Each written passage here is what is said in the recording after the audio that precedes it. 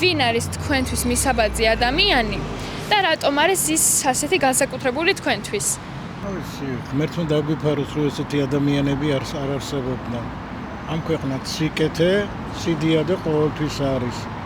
ალბათ ყველა ის დიდი ადამიანი დაუშვათ ილია, ეძახდნენ მშობლის საქართველოსი, ბატონი აკაკი, პოეტები ეძახდნენ გეტსა და ორფეოს, ბარათაშვილს, ასხაბ ყრობელს, დიდი შოთა.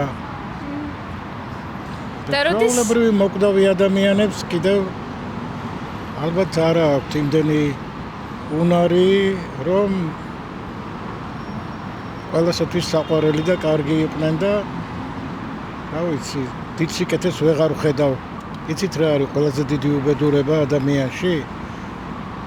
აი ყველას უნდა რომ საქათმეში ქანდარაში ზემოდან წამოსკობდეს, ჩაუნისკარტოს თამოს ქვემოთ ვინც უზის, კიდე ერთი ბოდიშსაც მოგიხდი და დაასკინტლოს ზედ.